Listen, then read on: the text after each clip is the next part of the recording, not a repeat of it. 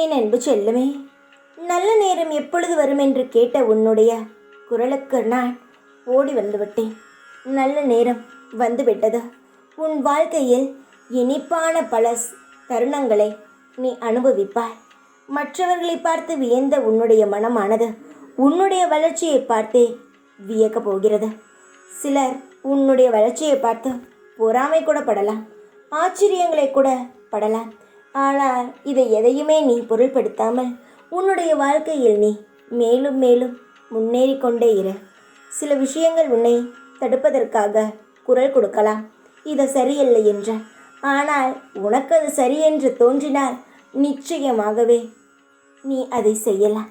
என்னுடைய தங்கமே, உன்னுடைய வாழ்க்கையில் நீ எடுக்கும் முடிவானது உன்னுடையதல்ல, என்னுடையதுதான். நான் சொல்லும் வார்த்தை அனைத்தையும் மனதில் ஒன்று விடாமல் பதிய வைத்துக்கொள். உன்னுடைய வாழ்க்கையில் நீ கொடிகட்டி பறக்கப் போகிறாய். என்னுடைய வாக்கானது மிக சக்தி வாய்ந்தது என்பதை ஒரு பொழுதும் நீ மறந்துவிடவே கூடாது. உன்னுடைய எண்ணங்கள் அனைத்துமே ஈடேறும். உன் வாழ்க்கையில் நீ செய்யும் அனைத்து சுப காரியங்களும் சீக்கிரத்தில் கைகூட. நீ செய்ததற்கான வேண்டுதல் பரிகாரங்கள் தெய்வத்தை நாடியது அனைத்தும் வீண் போகவே போகாது. நிச்சயமாகவே அனைத்திற்கும் நீ நல்ல பலனையே அனுபவிப்பாய்.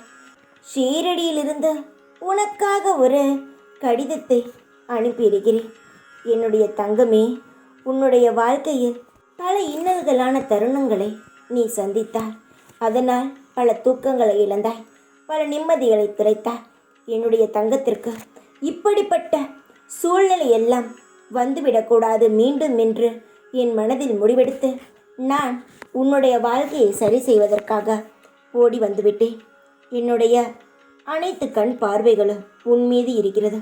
உன்னுடைய வாழ்நாள் முழுவதும் உன் அருகிலிருந்து உனக்கு எது தேவை, எது தேவையில்லை, உன் வாழ்க்கைக்கு எது சரி என்ற அனைத்து விஷயங்களையும் பார்த்து பார்த்து செய்வதற்காக வந்துவிட்டேன். நீ வளரக்கூடாது என்பதற்காக உன்னை அமுக்கி கீழே உட்கார வைத்தவர்கள் மத்தியில் உன்னை நான் கையை பிடித்து மேலே இழுத்து உன்னை அனைவர் மத்தியிலும் கம்பீரமாக நின்ற பொது இடங்களில் உனக்கான மரியாதையும் அந்தஸ்தையும் நான் பெற்று தருவேன். இதுவரை நீ பொது இடங்களிலும் பல விஷயங்களில் அவமானப்பட்டிருப்பாய். ஆனால் யார் உன்னை அசிங்கப்படுத்தினார்களோ, யார் உன்னை அசிங்கப்படுத்துவதாக யோசித்தார்களோ அவர்கள் மத்தியில் நிச்சயமாக வாழ்வாய்.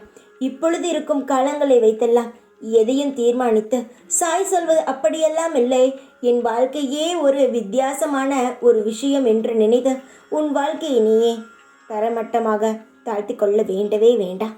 என்னுடைய குழந்தையின் அழகான மனதுக்கு என்னுடைய அன்பான பரிசாக சீக்கிரத்தில் உனக்கு ஒரு இன்பமான வாழ்க்கை கிடைக்கும்.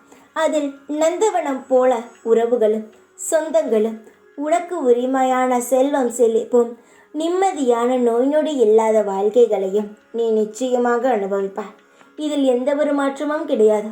நிம்மதியாக இரு, நிம்மதியாக தொங்கி நிம்மதியாக சந்தோஷமாக இரு. எல்லாம் காலம் உனக்கு பதில் சொல்ல தைரியமாக இரு. ஓம் சாய்ராம்.